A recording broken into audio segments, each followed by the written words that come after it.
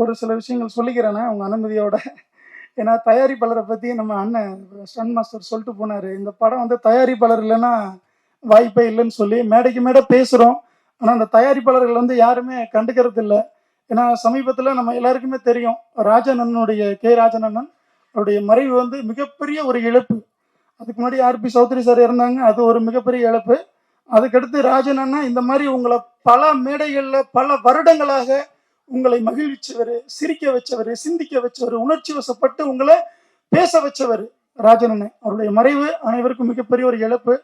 அந்த மறைவுல ஒரு தயாரிப்பாளர் மறைஞ்சிருக்கிறாரு, ஆனா அதுக்கு மக்கள் அவ்வளவா வரல. அரசியல் பிரமுகர்கள் வந்தாங்க, தயாரிப்பாளர் நாங்க கிடந்தேன், ஒரு பர்டிகுலர் பீப்புள்ஸ் மட்டும்தான் வந்தாங்க, ஆனா எல்லாரும் வரல. ஆனா எதுக்காக இதை நான் சொல்ல வர்றேன்னா அன்பண்ண, ஏன்னா நீங்க நிறைய போராடிட்டு இருக்கீங்க, இன்னொரு ராஜன் அண்ணன் நீங்க.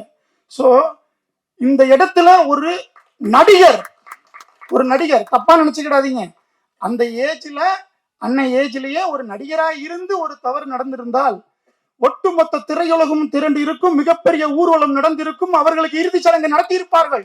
இந்த இடத்துல நான் பேசக்கூடாது, வேதனை எனக்கு. ஏன்னா அந்த ஸ்டன் மாஸ்டர் சொன்னார் தயாரிப்பாளர்லாம் ஒண்ணும் இல்லை, இன்னைக்கு இந்த வட மஞ்சூரட்டி இல்லைன்னா இந்த இயக்குனர் இல்ல, இந்த இயக்குனருடைய படைப்பாற்றல் இல்லைன்னா இந்த படம் இல்ல, அசோக் அண்ணன் இங்க இல்ல, இங்க அன்பு செல்வன் இல்ல, சம்பத் அண்ணன் இல்ல, கூல் சுரேஷன் இல்ல, இந்த மேடையில ஒட்டுமொத்த திரையுலகம் திரண்டு இருக்குன்னா அதுல நானும் இல்ல, நீங்களும் இல்ல. அப்ப எல்லாத்துக்கும் மூல காரணம் தயாரிப்பாளர். தயாரிப்பாளர்களை வந்து வேல்யூ பண்ணுங்க, அவங்கள மதிங்க. ஒரு இன்னைக்கு வந்து நம்ம ஹீரோவை பாக்குற உச்சத்துல தயாரிப்பாளர்களை பாருங்க. ஏன்னா ஸ்கிரீன்ல பாக்குறது ஆடியன்ஸ் பார்த்துட்டு போட்டோம், ஆனா நம்ம எல்லாமே இண்டஸ்ட்ரிக்குள்ள இருக்கிறோம். மீடியாக்களும் சரி, இந்த சினிமாவில் இருக்கக்கூடிய ஹோல் டெக்னீஷியன்ஸ் ஒரு எல்லாமே அவங்களுக்கு, இந்த அமைப்பில் இருக்கக்கூடிய வெப்சைட் எல்லாருமே சரி, எல்லா ஊழியர்களும் தொழிலாளர்களும் தொழில் வல்லுநர்களும் தயாரிப்பாளர்களை வந்து வேல்யூ பண்ணணும். ஸோ இந்த படம் மஞ்சு விரட்டு படம் மாபெரும் வெற்றி அடைய வேண்டும் என்று மனதார வாழ்த்துக் கொள்கிறேன். ஒரு சிறு பதிவு தான். அந்த நம்ம அண்ணனை பத்தி சொன்னேன், ராஜா அண்ணன் இந்த மேடையில என்னை பத்தி நிறைய பேசியிருக்காரு. அவருடைய இழப்பை சரி கட்ட முடியாது, ஆனால் அவரிடம் இருந்து வாங்கியிருக்கக்கூடிய பண வகைகள், முதலீடுகள் எதற்காக இறந்தார் என்பதை அவருடைய குடும்பமே வந்து அதை முன்னிறுத்தி உங்க எல்லார்ட்டையும் பகிர்ந்திருக்காங்க. எல்லா தொகைகளையும், அந்த வரக்கூடிய பல கோடி ரூபாய் பணம் யார் யாருன்னு என்கிட்டயே பல முறை லிஸ்ட்டை காட்டியிருக்காரு ராஜண்ணன், பல முறை லிஸ்ட்டை என்கிட்ட காட்டியிருக்காரு. நான் சொன்னா நல்லா இருக்காது, அவங்க குடும்பத்து உறுப்பினர்கள் விரைவில் சொல்லுவாங்க. மனசாட்சியோட அவர் ஆத்மா பழி வாங்குறதுக்குள்ள கொண்டு போய் திரும்ப கொடுத்துருங்க, நல்லா இருப்பீங்க. இந்த வட மஞ்சு விரட்டு படம் மூலமா அந்த வருவாய் வரட்டும், அவங்களுக்கு குடும்பம் நல்லா இருக்கட்டும், அவர் ஆத்மா சாந்தி அடையட்டும். தயாரிப்பாளர்களை பழி வாங்காதீங்க. ஒரு நல்ல படைப்புகளை கொடுக்கறது இன்னைக்குங்க. ஒரு இயக்குனர் இமயமா இன்னைக்கு நம்ம பார்க்கப்படக்கூடிய ஒரு அதிரடி நாயகனாக இருக்கக்கூடிய பேரரசு அண்ணன் வந்து ஒவ்வொரு ஆடியோ லான்ச்ல வந்து எல்லாரையும் பாராட்டுறாரு. நான் பல முறை நாங்கள் வந்து தயாரிப்பு சங்கத்தில் மீட்டிங் அண்ணன் நான் பார்த்துருக்கேன். அவருடைய பேச்சாற்றல் எல்லாமே வந்து தயாரிப்பாளர்களை பாதிக்கிற மாதிரி இருக்காது, அவங்கள பாதுகாக்கிற மாதிரியே தான் இருக்கும். அதனாலதான் இன்னைக்கு அவர் இந்த இடத்துல இருந்து உட்காந்து எல்லாரையும் வாழ்த்திட்டு இருக்காரு, பாராட்டிட்டு இருக்காரு. ஸோ அந்த தயாரிப்பாளர்களை வேல்யூ பண்ணுங்க, எல்லாருமே வேல்யூ பண்ணணும்னு தான் சொல்ல வரேன் நான். ஸோ இயக்குனர் ரொம்ப ஒரு எளிமையான பண்பான மனிதர். இந்த விழாவில் எனக்கு அழைப்பு கொடுத்த நண்பருக்கு என்னுடைய வாழ்த்துக்கள். அதே நேரத்தில் வந்து தம்பி சாரதி வருங்கால இயக்குனர், அவருக்கு என்னுடைய வாழ்த்துக்கள். தயாரிப்பாளரை மிகப்பெரிய வருவாய் ஈட்டணும் இந்த படத்துல. ஆமா, எல்லாருக்கும் என்னுடைய வாழ்த்துக்கள். அசோகண்ணா ஜெயிப்போம், விரைவில் மிகப்பெரிய இலக்கை அடைவோம். உங்களுக்கான பிளேஸ் காலியா இருக்குண்ணா, இப்ப ரொம்ப காலியா இருக்கு, நிறைய ஸ்பேஸ் இருக்கு, பட்டையை கிளப்புங்க. அண்ணன் பக்கத்துல உட்காந்துருக்கீங்க, பேரரசன் பக்கத்துல, பட்டையை கிளப்புங்க. தொகுப்பாளினி மேடம் அக்கா அவர்களுக்கு ரொம்ப நன்றி, முதல் முறையா என்ன அவங்க கூப்பிட்டுருக்காங்க இந்த சினிமாக்குள்ள நான் வந்ததுல. ஸோ அனைவருக்கும் என்னுடைய வாழ்த்துக்கள், நன்றி. தயாரிப்பாளர்கள் தான் பெரிய ஆளுங்க, அதெல்லாம் சந்தேகமே இல்லை. முதல் ஆளுங்க தயாரிப்பாளர்கள் தான். ஆனா சினிமா நிறைய தப்பான சினிமா எடுக்கிறது தயாரிப்பாளர்கள் தான். ஒருத்தர் உட்கார்ந்து படம் பார்க்குற மாதிரி எடுக்கணும்ல. ஒரு நல்ல கதையை கேட்கக்கூடிய ஒரு தயாரிப்பாளர் இருக்கணும், ஒரு நல்ல கண்டென்ட்டை படம் எடுக்கக்கூடிய தயாரிப்பாளர்கள் தான் தோத்து போயிட்டா வருத்தப்படணுமே தவிர, ஒரு ஒரு ஒரு ஆள் கூட உட்கார்ந்து படம் பார்க்க முடியாத அளவுக்கு ஒரு படத்தை எடுக்கிற தயாரிப்பாளர்களை என்ன பண்ணலாம் சொல்லு, நீ வா சொல்லு. சும்மா சும்மா இயக்குனரையும் சேர்த்தான் சொல்றேன். நல்ல கண்டென்ட்டை கேட்டு நல்ல கண்டென்ட்டை நல்லா எடுக்கக்கூடிய இயக்குனர்கிட்ட கொடுக்கணும் நீ, அப்பதான் நீ சிறந்த தயாரிப்பாளர். நீ ஆமா, ஏன் நீ செய்யல? செய்யி. இப்ப எத்தனை பாரு, எங்க சங்கத்துக்கு வா, கிட்டத்தட்ட 3000 டைரக்டர் இருக்காங்க, வா கேளு. நீ ஒரு தயாரிப்பாளராவது வந்து டைரக்டர் அசோசியேஷன்ல உட்காந்து எனக்கு டைரக்டருக்கு வேணுங்க, நல்ல டைரக்டரு, நல்ல கதை வேணும், யாரோ ஒரு தயாரிப்பாளர் கேட்டிருக்கீங்களா? ஐயா நீ கேட்டிருக்கியா? அதெல்லாம் என்ன புது ஆளுங்களுக்கு நீ பெரிய உருவாக்கு, முதல்ல நீ நல்ல ஆளா உருவாக்குயா, அதுக்கப்புறம் நீங்க புது டைரக்டருக்கு தான் இங்க இருக்கிறோம், எல்லா அசிஸ்டன்ட்டுகளையும் சேர்த்து தான் சொல்றேன். இயக்குனர் ஏன் புது டைரக்டர், ஏன் பழைய என்ன வச்சு நீ படம் பண்ண கூடாத, ஏன் எனக்கு படம் பண்ண தெரியாத, வா நீ, ஏன் நான் படம் பண்ண மாட்டேன்னா, நீ ஒரு ஒரு ஒரு கோடி ரூபாய் எடுத்து வா, நான் 1 கோடி ரூபாய்க்குள்ள எவ்வளவு நாள்ல படம் எடுக்கணும்னு சொல்லுவேன், நான் ஒரு கதையை சொல்றேன், அதை எடுத்து தர்றேன் வா. உனக்கு பயம், நீ அடுத்தவனை மிரட்டி நீ பெரிய ஆளுன்னு காட்டுறதுக்கு ஒரு படத்தை எடுக்கணும்னு நினைப்பேன். அதல்ல, உன் படத்தினுடைய அதாவது அந்த கண்டென்ட்டும் அந்த படத்தை எடுக்கக்கூடிய விதமும் அந்த படத்தை பார்த்த உடனே மக்கள் பாராட்டுற இந்த விதமும் பார்த்து உனக்கு பேர் வரணுமே தவிர, இருக்கிறவங்க எல்லாம் அடிமைகள் மாதிரி நடத்தி நானும் தான் ஒரு படம் நான் சொன்னபடி எடு அப்படின்றது அல்ல படம். அதே மாதிரி டைரக்டர் ஒரு சிறந்த கதையை எடுத்து ஒரு நல்ல டைரக்டர் கிட்ட போய் ஒரு நல்ல கதையை கேளு, இல்லை ஒரு நல்ல கண்டென்ட் எடுத்து ஒரு நல்ல இந்த கண்டென்ட் இந்த டைரக்டர் பண்ணா நல்லா இருக்கும். எத்தனையோ பேர் டைரக்டர் இருக்காங்க இல்லையா, நீங்க பல படம் பார்த்துருக்கீங்கள, எந்த படத்துல எந்த டைரக்டர் எந்த மாதிரியான கதையை சிறப்பா பண்ணியிருக்காங்க, அந்த மாதிரி ஒரு டைரக்டரை தேடி புடி. நிறைய டைரக்டருக்கு வேலை இல்லாம இருக்காங்க, நல்ல டைரக்டருக்கு என்னையும் சேர்த்து. சும்மா எல்லாம் பேசக்கூடாது. சும்மா நீ புது டைரக்டரை வச்சுட்டு அவனுக்கும் டைரக்ஷன் தெரிய மாட்டேங்குது, உனக்கும் கதை செலக்ட் பண்ண தெரிய மாட்டேங்குது, அப்புறம் ஏதோ நடிக்க சொல்லுது, அப்புறம் இவனுக்கு சரியா படம் எடுக்க மாட்டேன்ற கம்ப்ளைண்ட் வேற கொண்டாந்து கொடுப்பீங்க டைரக்டர் அசோசியேஷன். ஐயோ, முதல்ல அந்த டைரக்டர் மெம்பரே இல்லப்பா, நான் எப்படி கம்ப்ளைண்ட் எடுக்கிறது, புரியுதா உங்களுக்கு? அதனால சொன்னேன், நான் உன்னை கம்ப்ளைண்ட் டைரக்டர் அசோசியேஷன் மெம்பர் ஆயிடு, நாளைக்கு உன் ப்ரொடியூசருக்கு உனக்கு பிரச்சனை வந்தேன்னா நான் தான் காப்பாற்ற வேண்டியதா இருக்கு, புரியுதா? நான் கொஞ்சம் ஓப்பனா பேசுறேன். அதான் மஞ்சு விரட்டு நான் வரும்போதே தம்பி அசோக் அவர்களுடைய ஃபோனில் நான் பார்த்துட்டேன். நான் கொஞ்சம் இதுக்கு லேட்டாக வந்தேன், அதனால் என்னை மன்னிச்சிருக்கேன். அவர் 2 நாளாக என்கிட்ட பேசிகிட்டு இருக்காரு. எங்கள் நம்பி ஆண்டவர். அனைவருக்கும் வணக்கம். தமிழ்நாடு திரைப்பட இயக்குனர் சங்கம் சார்பாக இந்த வடமஞ்சு விரட்டு தயாரிப்பாளருக்கும் இயக்குனருக்கும் ஹீரோவுக்கும் பொன்னாடை போடுறோம். அது போட்டுடல, நான் பேசிடுறேன். பொன்னாடை போத்தா கதையை முடிஞ்சதுன்னு அர்த்தம். இந்த பொன்னாடை போத்துறதே நிறுத்தணும், கோரடி. ஆமா, எங்க சங்கத்துலதான் இந்த மாதிரி எல்லாத்தையும் பொன்னாடை போத்துருவோம்.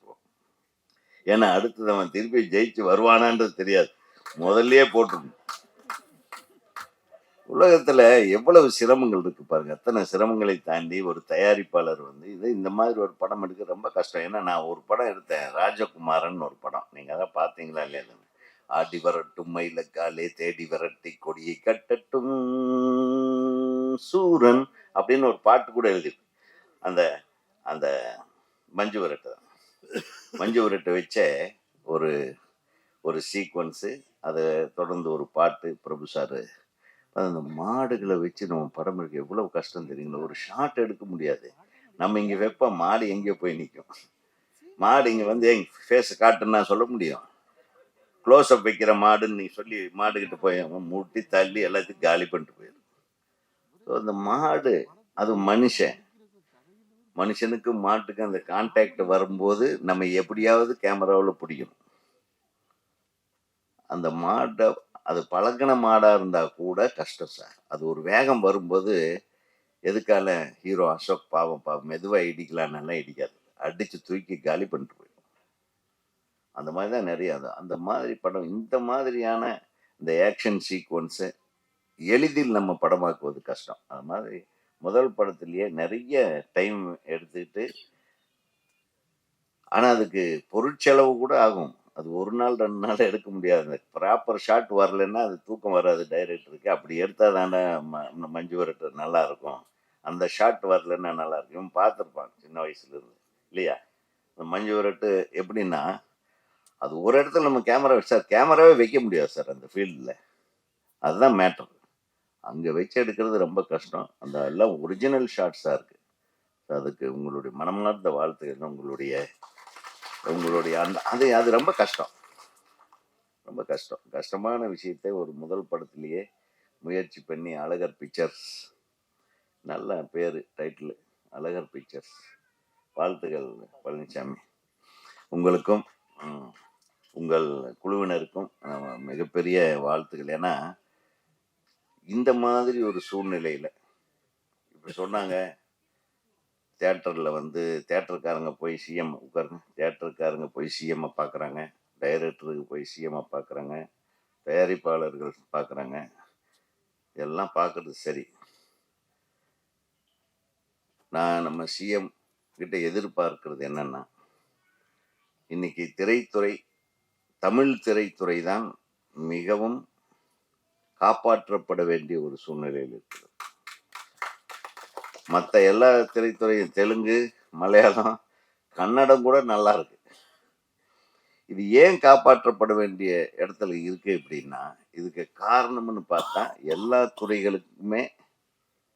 துறைகளுமே காரணம். எந்த துறையுமே இன்னொரு துறையோட கோஆர்டினேஷன்ல இல்லைன்றதுதான் உண்மை. பொதுவா ஆந்திராவில் ஒரு ஹீரோ படம் நடிக்கிறாருன்னா, அந்த படத்துக்கு ஒரு கதையை ரெடி பண்றாங்க, அது இவ்வளவு பட்ஜெட் ஆகுன்றாங்க. உடனே ஹீரோ கிட்ட பேசுறாங்க, ஹீரோ சார் இவ்வளவு 500 கோடி ரூபாய் ஆகும், 400 கோடி ரூபாய் ஆகும். பெரிய ஹீரோ கிட்ட சொல்லும்போது, அப்படியா, சரி நீங்க முதல்ல படத்தை எடுங்க, எனக்கு ஒரு 1 கோடி ரூபாய் சம்பளம் கொடுங்க, படத்தை ரிலீஸ் பண்ணுங்க, வர்றதுல எனக்கு பங்கு கொடுங்க அப்படின்னு போயிடுறாங்க. கன்னடத்துலயும் சரி, தெலுங்குலையும் சரி. அவங்க பெரிய பெரிய படங்கள் எடுக்கிறாங்க, லாஸ் வந்தா ஹீரோவுக்கும் போகுது, எல்லாத்துக்குமே லாஸ் பிரிஞ்சுக்குது. இப்போ நம்ம ஹீரோக்கள் சொன்னாவும் கேட்க மாட்டாங்க, பெரிய ஹீரோக்கள். நம்ம டைரக்டர்களை கரெக்டா பிளான் பண்ணி படம் எடுங்கிறான்னா அதுக்கு நம்ம ஆளுக்கு செட் ஆக மாட்டேன்ட்டாங்க. பிளான் பண்ணி படம் எடுக்கிற உதயகுமார், பேரரசுக்கு படமும் கொடுக்க மாட்டாங்க. பின்னாடி உட்காந்துட்டு தயாரிப்பாளர்கள் தான் நம்பர் 1, தயாரிப்பாளர் தான் நம்பர் 1 வேற சொல்லிட்டு இருக்காங்க. நாங்க இல்லைன்னா சொன்னோம், நீங்க தான் நம்பர் 1 தயாரிப்பாளர். அதான் சொல்றேன், நான் என்ன தயாரிப்பாளர் தான் நம்பர் 1. படத்தை உருவாக்குறதையும் சரி, படத்தை சொதப்புறதுலையும் சரி, அதுல எது நம்ம எந்த தயாரிப்பாளராக இருக்க விரும்புறோன்றதுதான் நமக்கு முக்கியம். அதனால அரசாங்கத்துக்கு நான் என்ன சொல்றேன்னா, தியேட்டருக்காரங்க போய் எனக்கு 250 ரூபா டிக்கெட்டை 350 ரூபாயா மாத்துங்கன்னு கேட்போம். இயக்குநர்கள் சங்கத்திலிருந்து போய் எங்களுடைய கிரியேட்டர்களுக்கு ஒரு உத்தரவாதத்தை கொடுங்க அப்படின்னு கேட்போம். எழுத்தாளர்களுக்கு போய் எழுத்தாளர்களுக்கு உண்டான இது கரெக்டா வரமாட்டேங்குது, எங்களுக்கு அதெல்லாம் அனுசரணையா பண்றதுக்கு ஏதாச்சும் ஒரு செயல் திட்டம் கொடுங்கன்னு கேட்போம். அதே மாதிரி நடிகர் சங்கத்தில் போய் எங்க நடிகர்கள் வாங்குற சம்பளத்தை நாங்கள் குறைச்சிக்கவே மாட்டோம், அது ஏங்க நடிகர்கள்கிட்ட மட்டும் சண்டை போடுறாங்க, அதுக்கு நீங்க குரல் கொடுக்கணும்னு கேட்பாங்க. ஆக மொத்தம் இருக்கிற குழப்பம் வேண்டான்னு நம்ம திரையுலகத்தினர் முதல்ல போய் எல்லாரும் நம்மளுடைய மனுவை கொடுத்தோம்னா அவர் மென்டல் ஆயிடுவார். அதனாலதான் நாங்க இயக்குனர் சங்கத்தின் சார்பாக போய் எந்த கோரிக்கையும் இல்லை, நீங்க நல்லபடியாக ஒரு நல்லாட்சியை தர வேண்டும், அதற்கு நாங்கள் மனப்பூர்வமாக எல்லாரும் ஒத்துழைக்கிறோம் அப்படின்னு சொல்லிட்டு வந்தோம்.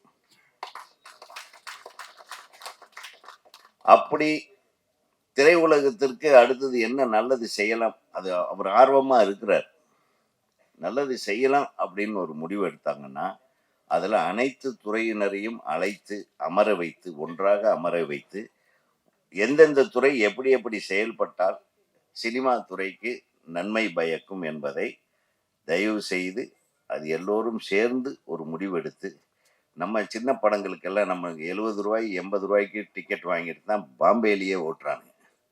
பாம்பேல ஒரு சாரார் படம் 300 ரூபாய் கலெக்ஷன் டிக்கெட் ரேட், இன்னொரு சாரார் படம், அதாவது சின்ன பட்ஜெட்ல இருக்கிற படங்களுக்கெல்லாம் 70 ரூபாயிலிருந்து 80 ரூபாய் தான் மல்டிபிளெக்ஸ்லயே தியேட்டர் ரேட். அப்போ அதுக்கு கூட்டம் வருது. ஆக நிறைய விஷயத்தை அனலைஸ் பண்ண வேண்டியிருக்கு. சின்ன படங்களுக்கு வாய்ப்பு இருக்கு, சின்ன படங்களை பார்க்க நிறைய பேர் வருவாங்க. டிக்கெட் ரேட் நம்ம 1000 ரூபாய் 300 ரூபாய்னா ஒரு குடும்பம் போகும்போது 2000 ரூபாய் ஆயிடுது. 70 ரூபாய்னா ஒரு குடும்பம் 250 ரூபாய்க்குள்ள 4 பேர் போய் படம் பார்த்துடலாம். ஆக இதெல்லாம் மனதில் வைத்து திரைத்துறையினர் அனைவரையும் அழைத்து பேசி ஒரு நல்ல தீர்வை அரசாங்கம் உருவாக்கும் என்று நம்பலாம், நிச்சயமாக நம்பலாம். மஞ்சு விரட்டு திரைப்படம் இசை யாருப்பா? நல்லா இருந்தது. பேக்ரவுண்ட் மியூசிக் பியூட்டிஃபுல்லாக இருந்தது. அது மிரட்டெல்லாம் இருந்தது. நல்லா இருக்கு. சூப்பர். வாழ்த்துகள் வாழ்த்துகள். இந்த ஹீரோயின் ரொம்ப அழகாக பேசினாங்க. அதனால் துருத்துருன்னு பண்ணியிருக்கீங்க நீங்கள். Super super. நல்லா முதல் படமா?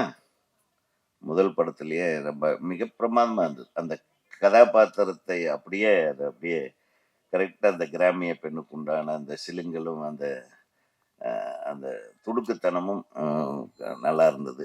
அதே மாதிரி உங்கள் ஹீரோவை விட்டே கொடுக்கல. ஹீரோ நல்லா உங்களுக்கு ஹெல்ப் பண்ணியிருக்கிறாரு. வாழ்த்துக்கள் அசோக்.